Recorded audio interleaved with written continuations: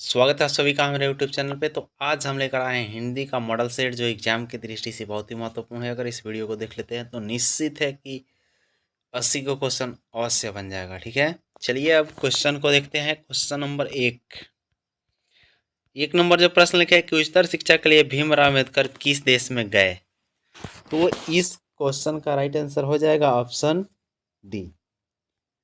Right answer क्या होगा? Option D, New York America में गए थे, फिर वहां से चले गए कहाँ? लंदन चले गए। तो राइट आंसर क्या होगा? डी।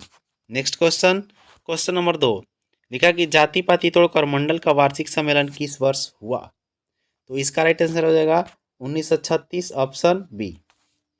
नेक्स्ट क्वेश्चन देखते हैं। क्वेश्चन नंबर 3 नंबर लिखा है कि निम्न में से कौन पड़ोसियों के आवारागर्द छोकरों के साथ लट्टू नचा रहा था, तो इसका राइट आंसर हो जाएगा ऑप्शन सी, मदन।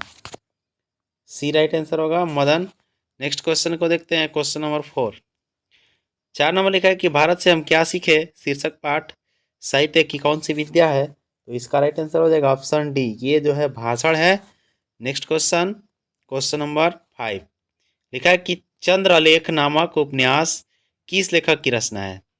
चंद्रलेख नामक उपन्यास किस लेखक की रचना है, तो इसका राइट आंसर हो जाएगा Hazari Prasad Dwivedi, option A right answer होगा। नेक्स्ट क्वेश्चन को देखते हैं। क्वेश्चन नंबर 6 नंबर लिखा है कि गुणाकर मूल्य की शिक्षा की भाषा क्या थी, तो इसका राइट आंसर हो जाएगा मराठी, बी राइट आंसर होगा। नेक्स्ट क्वेश्चन, क्वेश्चन नंबर 7 लिखा है कि हमारे पड़ोसी देश नेपाल की नेपाली व नेवारी भाषाएं किस लिपि में लिखी जाती है, तो ये जो है देवनागरी लिपि में लिखी जाती है, और भारत की भाषाएं भी देवनागरी लिपि में लिखी जाती है, हिंदी। तो राइट आंसर क्या होगा? Option B. Next question, 8 number लिखा है कि निम्न में से जैन गणितज्ञ कौन थे, तो जैन धर्म के संस्थापक का नाम आप लोग जानते हैं, उसी के अनुसार लगा देना है, यानी महावीराचार्य। जैन धर्म के संस्थापक कौन है? महावीर है, उनको महावीराचार्य भी बोला जाता है, जैन गणितज्ञ भी इनको कहा जाता है। नेक्स्ट क्वेश्चन 9 नंबर लिखा है कि बहादुर शीर्षक कहानी के लेखक का नाम क्या है। बहादुर शीर्षक कहानी के लेखक का नाम क्या है, तो उनका नाम है अमरकांत। राइट आंसर हो जाएगा ऑप्शन डी। नेक्स्ट क्वेश्चन 10 लिखा है कि बहादुर शीर्षक कहानी में कौन अपनी शरीर की मालिश बहादुर से कराता था, तो शरीर की मालिश जो कराने वाला था किशोर था। राइट आंसर क्या होगा? Option D. Next question 11 number लिखा है 11 रुपये साड़ी के खूंट से निकाल कर यहीं चारपाई पर रखे डैश डैश पर वे मिल नहीं रहे हैं, यह किसने कहा था, यानी कि यह किसने कहा था इस कथन को, तो इस कथन को रिश्तेदार की पत्नी ने कहा था। राइट आंसर हो जाएगा ऑप्शन बी। नेक्स्ट क्वेश्चन को देखते हैं। क्वेश्चन नंबर 12 नंबर प्रश्न लिखा कि लेखक रामविलास का जन्म किस वर्ष हुआ था, तो इसका राइट आंसर हो जाएगा ऑप्शन सी, 1912 में जन्म हुआ था। नेक्स्ट क्वेश्चन 13 नंबर क्वेश्चन लिखा है कि जो साहित्य दूसरों की नकल करके लिखा जाए वह अधम कोटि का होता है और सांस्कृतिक असमर्थता का सूचक होता है। यह पंक्ति किस शीर्षक पाठ से लिया गया है, तो इसका राइट आंसर हो जाएगा ऑप्शन सी, परंपरा का मूल्यांकन से लिया गया है ये। राइट आंसर क्या होगा? Option C. नेक्स्ट क्वेश्चन को देखते हैं। क्वेश्चन नंबर 14 नंबर लिखा है कि कितने वर्ष की उम्र में बिरजू महाराज को संगीत नाटक अकादमी अवार्ड मिला, तो उनको जो संगीत नाटक अकादमी अवार्ड दिया गया था 27 साल की उम्र में दिया गया था। नेक्स्ट क्वेश्चन है 15 लिखा है कि बिरजू महाराज कानपुर कितने साल रहे, तो 2 ढाई साल रहे थे। इसका राइट आंसर हो जाएगा option B. Next question 16 number लिखा है कि अभिन्यो शीर्षक पाठ में फ्रेंच शासकों ने किन की गतिविधियों पर नजर रखने के लिए किला बनवाया था, तो पोप की गतिविधियों पर नजर रखने के लिए किला बनवाया गया था। सी राइट आंसर होगा। नेक्स्ट क्वेश्चन 17 लिखा है कि रोन नदी कहाँ है, रोन नदी कहाँ है, तो इसका राइट आंसर हो जाएगा ऑप्शन डी, दक्षिण फ्रांस में है रोन नदी। नेक्स्ट क्वेश्चन को देखते हैं। क्वेश्चन नंबर 18 नंबर लिखा है कि दीवार में एक खिड़की रहती थी नामक उपन्यास किस लेखक की रचना है। दीवार में एक खिड़की रहती थी नामक उपन्यास किस लेखक की रचना है, तो इसका राइट आंसर हो जाएगा Vinod Kumar Shukla, option A. Next question है 19, मछली शीर्षक कहानी में लेखक की माँ क्या कर रही थी? तो लेखक की माँ मसाला पीस रही थी। ये राइट आंसर हो जाएगा 19 का। नेक्स्ट क्वेश्चन देखते हैं 20। 20 लिखा है कि सरपट शब्द का अर्थ क्या है? सरपट शब्द का अर्थ क्या है? तो इसका अर्थ होता है तेजी। 20 नंबर का बी राइट आंसर हो जाएगा। नेक्स्ट क्वेश्चन 21 लिखा है कि यतीन्द्र मिश्रा ने एसपी मैके विरासत 2001 के कार्यक्रम के लिए रूपंकर कलाओं पर केंद्रित किस पत्रिका का संपादन किया था? तो इसका राइट आंसर होगा ऑप्शन सी, थाती का संपादन किया था। नेक्स्ट क्वेश्चन को देखते हैं। क्वेश्चन नंबर 22 लिखा है कि अमीरुद्दीन बिस्मिल्लाह खां का ननिहाल कहाँ है? तो इनका ननिहाल कहाँ है? काशी में है। राइट आंसर हो जाएगा ऑप्शन डी। अगला क्वेश्चन है 23 कि बिस्मिल्लाह खां फिल्म देखने के लिए किन से 6 पैसे लेते थे? तो मामू से, मौसी से, नानी से, यानी सबसे 2-2 पैसा ले लेते थे, 6 पैसा हो जाता था। यानी उपयुक्त सभी इसका राइट आंसर हो जाएगा। नेक्स्ट क्वेश्चन है 24 लिखा है कि हरिजन नामक ऐतिहासिक पत्र के रचनाकार का नाम क्या है? तो इसका राइट आंसर हो जाएगा option A, Mahatma Gandhi. Next question है 25 नंबर लिखा कि महात्मा गांधी की हत्या किस वर्ष हुई? तो महात्मा गांधी की हत्या किस वर्ष हुई थी? 1948 में हुई थी। बी राइट आंसर हो जाएगा। 26 लिखा है कि सेन साहब की कितनी लड़कियां थी? तो सेन साहब की 5 गो लड़कियां थी। इसका सी राइट आंसर होगा। नेक्स्ट क्वेश्चन है 27 लिखा है कि दक्षिण भारत के पांड्य प्रदेश के से किस राजा के पालियम ताम्रपत्र मिले हैं? तो इसका आंसर आप लोग कमेंट बॉक्स में या डिस्क्रिप्शन बॉक्स में मिल जाएगा। नेक्स्ट क्वेश्चन की ओर आगे बढ़ते हैं। 28 नंबर लिखा है कि बेतवा दान पत्र किस वर्ष का है? तो बेतवा दान पत्र जो है 1020 ईस्वी का है। नेक्स्ट क्वेश्चन है थ का उच्चारण स्थान। थ का उच्चारण स्थान क्या होगा? तो थ का उच्चारण स्थान आप लोग कमेंट करके बताइए जल्दी से क्या होगा। ये बहुत ही आसान क्वेश्चन है और इस तरह का क्वेश्चन एगो निश्चित ही परीक्षा में आएगा ही आएगा, इसलिए आप लोग कमेंट करके बताइए कि थ का उच्चारण स्थान क्या होगा। तो थ का उच्चारण स्थान क्या हो जाएगा? दंत हो जाएगा। थ का उच्चारण स्थान क्या होगा? दंत। राइट आंसर होगा ऑप्शन बी। उच्चारण करके भी दे सकते हैं। त थ, जीभ का स्पर्श दांत से हो रहा है, यानी कि थ का उच्चारण स्थान दंत हो जाएगा। त थ द ध इस सब का उच्चारण स्थान क्या होगा? दंत होगा। नेक्स्ट क्वेश्चन है देखते हैं 30 नंबर का व्यंजन वर्ण की श्रेणियां है। तो व्यंजन वर्ण की कितनी श्रेणियां है? तो इनकी श्रेणियां जो है 5 श्रेणियां है। राइट आंसर क्या हो जाएगा? बी हो जाएगा। नेक्स्ट क्वेश्चन नंबर 31 नंबर लिखा है कि जिस स्वर के उच्चारण में तिगुना समय लगे उसे क्या कहते हैं? तो जिसके उच्चारण में 3 गुना समय लगता है उसे प्लुत स्वर कहते हैं। डी राइट आंसर होगा। नेक्स्ट क्वेश्चन देखते हैं 32 नंबर लिखा है कि हिंदी में अनुनासिक वर्णों की संख्या कितनी है? तो अनुनासिक वर्णों की संख्या 5 है। इसका राइट आंसर हो जाएगा ऑप्शन सी। नेक्स्ट क्वेश्चन है 33 नंबर लिखा है स्वर संधि के कितने भेद है? स्वर संधि के कितने भेद है? तो स्वर संधि 5 प्रकार के होते हैं।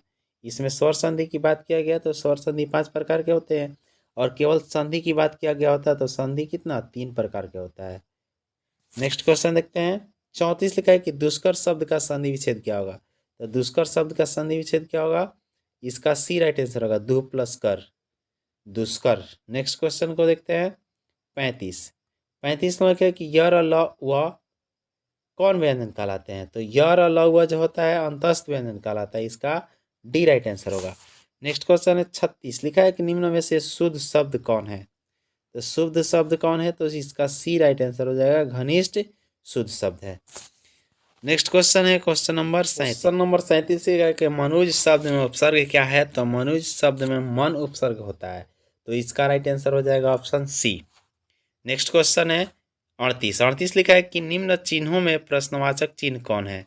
तो ये बिल्कुल ही सिंपल सा क्वेश्चन है। तो प्रश्नवाचक चिन्ह हम लोग जानते हैं कि इस तरह का होता है। ए राइट आंसर हो जाएगा। नेक्स्ट क्वेश्चन 39 लिखा है कि संज्ञा के कितने भेद होते हैं? संज्ञा के कितने भेद होते हैं? तो संज्ञा कितने प्रकार के होता है? कमेंट करके बताइए तुरंत। बहुत ही आसान क्वेश्चन है। तो संज्ञा कितने 5 प्रकार का होता है। इसका बी राइट आंसर होगा। नेक्स्ट क्वेश्चन आर्यावर्त शब्द कौन संज्ञा है? तो आर्यावर्त क्या है? भारत का ही नाम है। तो एक खास जगह या वस्तु का नाम होता है या व्यक्ति का नाम होता है, उसको जाति व्यक्तिवाचक संज्ञा बोलते हैं। तो व्यक्तिवाचक संज्ञा कौन सा ऑप्शन है? सी ऑप्शन है। तो 40 का राइट आंसर हो जाएगा ऑप्शन सी। नेक्स्ट क्वेश्चन देखते हैं, क्वेश्चन नंबर 41। 41 में लिखा है कि शब्द की जाति को क्या कहते हैं? तो शब्द की जाति की बात किया गया तो शब्द की जाति को क्या कहते हैं? लिंग कहते हैं। यानी दो तरह के होता है, स्त्रीलिंग पुल्लिंग होता है हिंदी में। Next question, question number 42। 42 number के शक्ति शब्द कौन लिंग है? यानी कि शक्ति शब्द में कौन सा लिंग है, यानी स्त्रीलिंग है या पुल्लिंग है? तो शक्ति शब्द जो होता है स्त्रीलिंग होता है। नेक्स्ट क्वेश्चन है 43, लिखा है कि जिस विकारी शब्द से एक पदार्थ या एक व्यक्ति का बोध होता है उससे क्या कहते हैं? तो एक पदार्थ और एक व्यक्ति का बोध हो उसको क्या कहेंगे? एक वचन कहेंगे। बी राइट आंसर होगा। नेक्स्ट क्वेश्चन 44, लिखा है कारक के कितने भेद होते हैं? तो कारक के कितने भेद होते हैं? कारक जो होता है 8 प्रकार के, 8 को भेद होता है कारक का। नेक्स्ट क्वेश्चन 45 में लिखा है को के लिए किस कारक की विभक्ति है? तो कर्ता ने कर्म को करण से संप्रदान के लिए, यानी संप्रदान कारक होगा। सी राइट आंसर हो जाएगा। नेक्स्ट क्वेश्चन देखते हैं, क्वेश्चन नंबर 46 लिखा है कि शिकारी ने बाघ मारा। शिकारी ने बाघ मारा, तो इसमें ने का प्रयोग हुआ है। तो कर्ता ने कर्म को होता है, तो कर्ता ने का प्रयोग किया गया है, यानी कि राइट आंसर होगा ऑप्शन सी। 47 लिखा है कि वह जो न करे सो थोड़ा किस सर्वनाम का उदाहरण है? तो इसका राइट आंसर हो जाएगा ऑप्शन ए, संबंधवाचक सर्वनाम का ये उदाहरण है, जिसमें जो चाहे सो लगा होता है उस संबंधवाचक सर्वनाम का उदाहरण होता है। नेक्स्ट क्वेश्चन लिखा है कि ऐसा आदमी किस विशेषण का उदाहरण है? ऐसा आदमी किस विशेषण का उदाहरण है, यानी कि अब इसमें बताना है विशेषण। तो इसका राइट आंसर हो जाएगा ऑप्शन बी, सर्वनामिक विशेषण है। ऐसा सर्वनाम है, आदमी संज्ञा है, तो सर्वनामिक विशेषण हो जाएगा। नेक्स्ट क्वेश्चन 49 में लिखा है कि धार्मिक शब्द में प्रत्यय क्या है? धार्मिक शब्द में प्रत्यय क्या है? तो धार्मिक में कौन सा इक प्रत्यय है। सी राइट आंसर होगा। 50 लिखा है कि जिन क्रियाओं से इस बात का बोध हो कि कर्ता स्वयं न करके किसी दूसरे को कार्य करने के लिए प्रेरित करता है उसे कौन क्रिया कहते हैं? तो जब प्रेरित करने की बात आ गई तो प्रेरित से कौन मिलता जुलता शब्द है? प्रेरणा। प्रेरित से मिलता जुलता शब्द है प्रेरणा, तो प्रेरणार्थक क्रिया हो जाएगा। राइट आंसर हो जाएगा option A.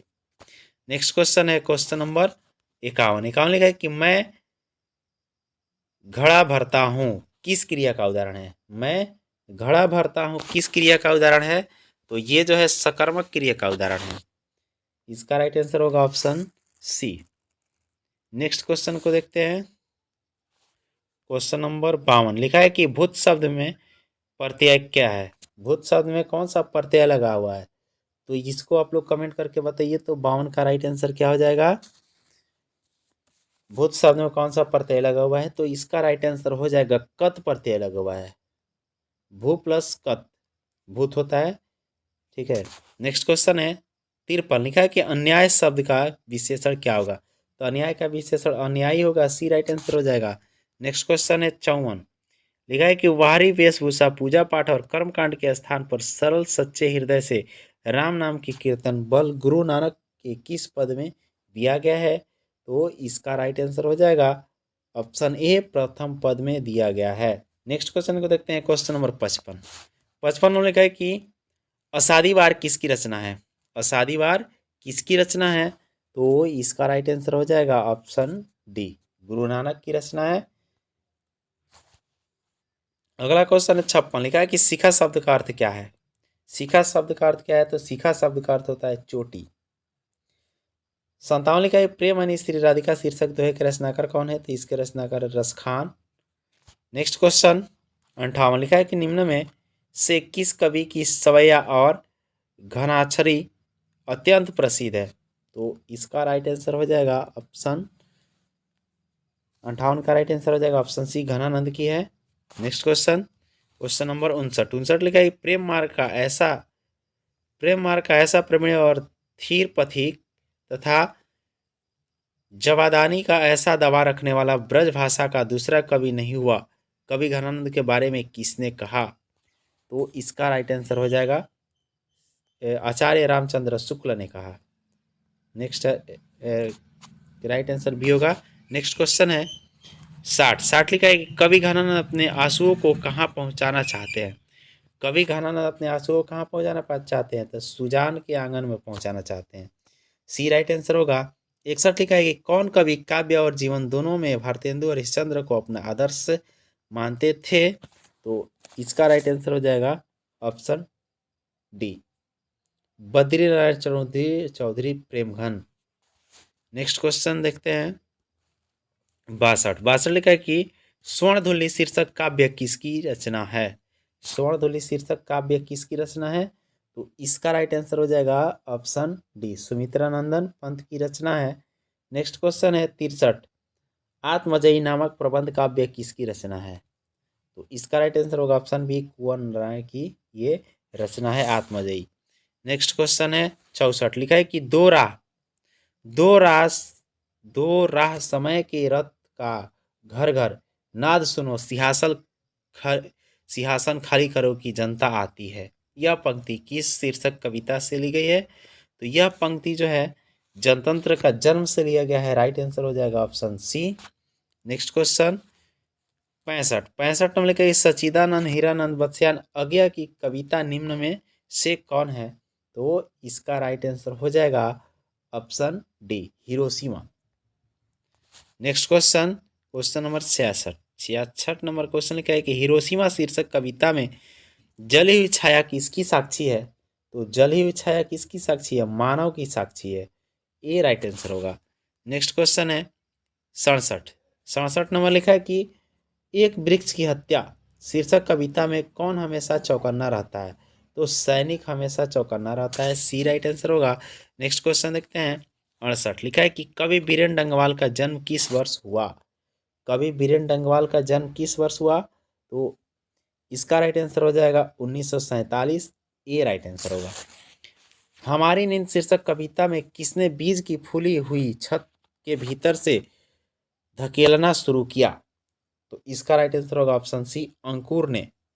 Next question number 70 number के किस काव्य संग्रह पर वीरेन डंगवाल को साहित्य अकादमी पुरस्कार प्राप्त हुआ, तो इसका राइट आंसर हो जाएगा ऑप्शन डी, दुष्चक्र में स्रष्टा।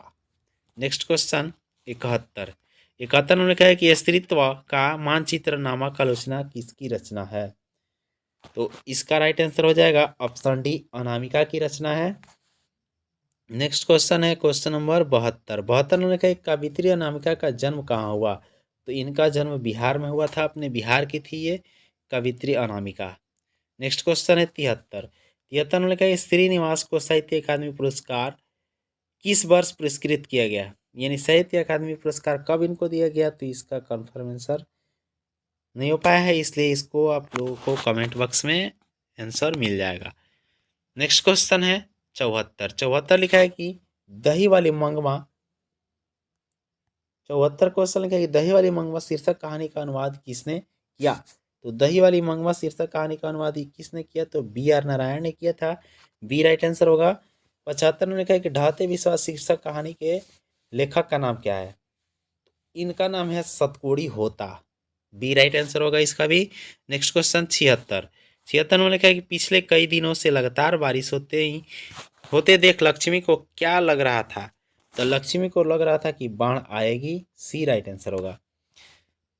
77 में लिखा है कि जन्म से पागल और गूंगी कौन थी, तो जन्म से पागल और गूंगी कौन थी, मंगू थी। 77 का राइट आंसर होगा ऑप्शन डी। नेक्स्ट क्वेश्चन को देखते हैं क्वेश्चन नंबर 78 में लिखा है कि मंगू के अलावा माँ को कितनी संतानें थी, तो मंगू के अलावा माँ को कितनी संतानें थी, तो 2 संतानें थी। राइट आंसर हो जाएगा ऑप्शन ए। नेक्स्ट क्वेश्चन है कि नगर शीर्षक कहानी के लेखक का नाम क्या है, तो नगर शीर्षक कहानी के लेखक का नाम क्या है, सुजाता है। ये राइट आंसर हो जाएगा। नेक्स्ट क्वेश्चन है 80 लिखा है कि विलियम्मा की बेटी का नाम क्या था, विलियम्मा की बेटी का नाम क्या था, तो उसका नाम था पापती। 80 का राइट आंसर होगा ऑप्शन ए। नेक्स्ट क्वेश्चन देखते हैं क्वेश्चन नंबर 81 नंबर लिखा है कि निम्न में से शुद्ध वाक्य कौन है, तो इसको ध्यान से पढ़ना होगा और समझना होगा कि इसमें शुद्ध वाक्य कौन है। ऑप्शन ए लिखा है कि सुनकर मैं विस्मय हो गया, ये थोड़ा सही लग रहा है। 2 नंबर लिखा है कि तुम्हें मेरी प्रतीक्षा देखनी चाहिए थी, तो तुम्हें मेरी प्रतीक्षा करनी चाहिए थी यहाँ पे होगा तब सही होगा। लिखा है कि यहाँ आप अपने हस्ताक्षर कर दीजिए, यहाँ आप अपने हस्ताक्षर कर दीजिए। और 8 डी नंबर लिखा है कि एक चिट्ठी में जो भी कहा है झूठ है, इस चिट्ठी में जो भी कहा है झूठ है। तो इसमें राइट आंसर क्या लग रहा है, इस चिट्ठी में जो भी कहा है झूठ है। खबर सुनकर मैं विस्मय हो गया, ये इसका राइट आंसर लग रहा है। ठीक है, ये राइट आंसर हो जाएगा। नेक्स्ट क्वेश्चन को देखते हैं। क्वेश्चन नंबर 82 लिखा है कि दुख शब्द का परिवाची, तो दुख का परिवाची शब्द क्या होता है, तो दुख का परिवाची शब्द होता है पीड़ा, डी राइट आंसर होगा। 83 लिखा है कि आकाश शब्द का विलोम क्या है, आकाश शब्द का विलोम क्या है, तो आकाश के उल्टा पताल होता है, ए राइट आंसर होगा। नेक्स्ट क्वेश्चन 84 लिखा है कि जिसके माता पिता न हो के लिए एक शब्द क्या होगा, तो जिसके माता पिता नहीं होते हैं उनको अनाथ बोला जाता है, इसका भी राइट आंसर होगा। नेक्स्ट क्वेश्चन है 85 लिखा है कि दूध का दूध पानी का पानी लोकोक्ति का अर्थ क्या है, तो दूध का दूध पानी का पानी लोकोक्ति का अर्थ होता है सही न्याय करना, सी राइट आंसर होगा। 86 लिखा है कि सेना नायक शब्द में कौन सा समास है, तो सेना नायक शब्द में सेनाओं के नायक यानी का के कारक चिन्ह का प्रयोग होता है, तो तत्पुरुष समास हो जाएगा, डी राइट आंसर होगा। नेक्स्ट क्वेश्चन है 87 लिखा है कि आंखें खोलना मुहावरे का अर्थ क्या है, आंखें खोलना मुहावरे का अर्थ क्या है, तो सजग होना इसका हो जाएगा, राइट आंसर होगा ऑप्शन ए। 88 नंबर लिखा है कि वह कल घर जाएगा किस काल का उदाहरण है, तो वह कल घर जाएगा तो सिंपल सा वाक्य है यानी कि भविष्यत काल का उदाहरण है, सी ए राइट आंसर होगा। नेक्स्ट क्वेश्चन 89 नंबर लिखा है कि पगड़ी शब्द क्या है, तो पगड़ी शब्द क्या है, अपने देश की भाषा है तो देशज हो जाएगा। पर्वत शब्द का विशेषण क्या होगा, तो पर्वत शब्द का विशेषण पर्वतीय होता है, सी राइट आंसर होगा। नेक्स्ट क्वेश्चन 91 नंबर लिखा है कि पुत्रवान शब्द का स्त्रीलिंग रूप क्या है, तो पुत्रवान का स्त्रीलिंग रूप होता है पुत्रवती, यानी कि इसका डी राइट आंसर होगा। नेक्स्ट क्वेश्चन 92 लिखा है कि उल्लास शब्द का संधि विच्छेद क्या होगा, तो उल्लास का संधि विच्छेद क्या होता है, उत प्लस लास होता है, सी राइट आंसर होगा।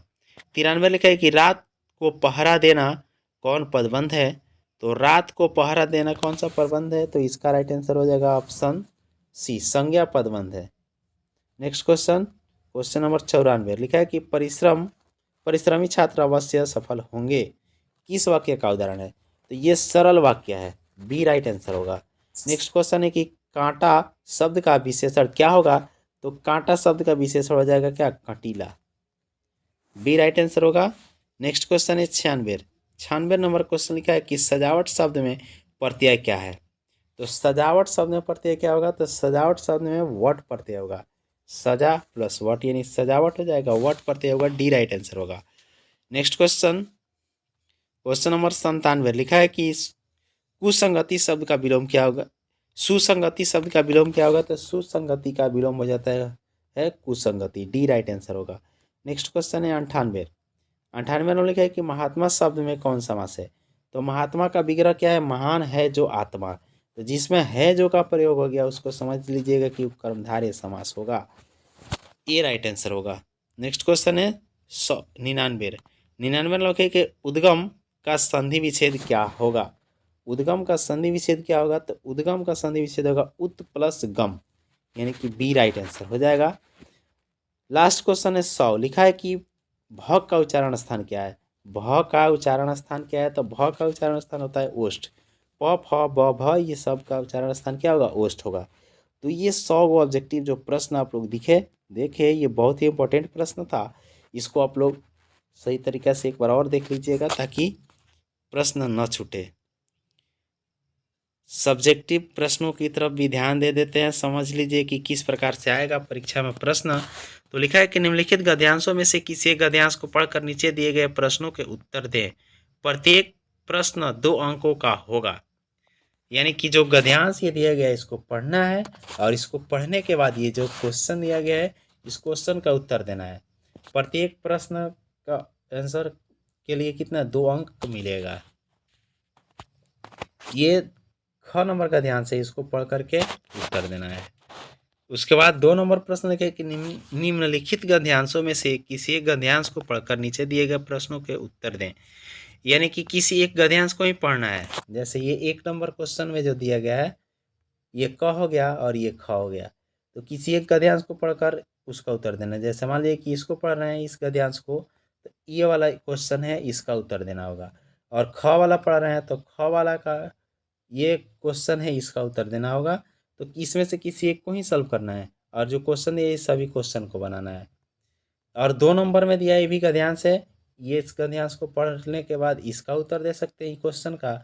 और ख नंबर जो दिया गया है, अगर इसको बनाना चाहते हैं तो इस क्वेश्चन का उत्तर दे सकते हैं। ठीक है। और 3 नंबर जो प्रश्न लिखा है कि निम्नलिखित में से किसी एक विषय पर दिए गए संकेत बिंदुओं के आधार पर लगभग 250 से 300 शब्दों में निबंध लिखना है। तो दिया है मेरे प्रिय शिक्षक, इसमें दिया है भूमिका, तो मेरे प्रिय शिक्षक की पहले भूमिका लिखना होगा, 2 नंबर उनका व्यवहार लिखना होगा, 3 नंबर पढ़ाने का तरीका, 4 नंबर में रहन सहन और 5 नंबर में उपसंहार। इस तरह से करके पॉइंट डाल करके लिखना होगा, तब आपको पूरा 10 में 10 नंबर मिलेगा। ये 2 ख नंबर है स्वतंत्रता दिवस, घ नंबर है बढ़ती जनसंख्या, घ नशाबंदी और अंग है मेरी प्रथम रेल यात्रा। यानी 5 को दिया है जिसमें से किसी एक पर ही लिखना है और जो पॉइंट दिया गया इस पॉइंट को डाल करके लिखना पड़ेगा। 4 नंबर प्रश्न है कि अपने विद्यालय के प्रधानाध्यापक को एक आवेदन पत्र लिखे जिसमें अपने परिवार की खराब आर्थिक स्थिति का उल्लेख करते हुए आर्थिक सहायता पाने का निवेदन किया गया हो। अथवा एक ये दिए गए कि दूरदर्शन के कार्यक्रम देखने और अध्ययन के प्रति लापरवाह होने पर पिता और पुत्र के बीच संवाद लिखना है। संवाद कहने का मतलब होता है कि पिता और पुत्र किस प्रकार से बातें करेंगे उसके बारे में लिखना। 5 नंबर प्रश्न लिखा है कि निम्नलिखित में से किन्हीं 5 प्रश्नों के उत्तर प्रत्येक का लगभग 20 से 30 शब्दों में दें। यानी कि इसमें जो क्वेश्चन दिए गए 10 को दिए गए, इसमें से किसी 5 प्रश्न का ही उत्तर देना है। 6 नंबर लिखा है कि निम्न में से किसी एक प्रश्न का उत्तर दें। यानी कि ये 2 को दिया है, इसमें से किसी एक प्रश्न का उत्तर देना है। इसके लिए 5 अंक निर्धारित किया गया है। तो इस प्रकार से सब्जेक्टिव प्रश्न एग्जाम में आएंगे। तो अगर ये वीडियो अच्छा लगा हो तो लाइक करके दोस्तों के साथ शेयर भी कर दीजिए और चैनल पर नए हैं तो सब्सक्राइब करके बेल घंटी में और प्रेस भी कर दीजिए ताकि जब भी वीडियो अपलोड हो सबसे पहले आप तक पहुँचे। जय हिंद, जय भारत, जय बिहार।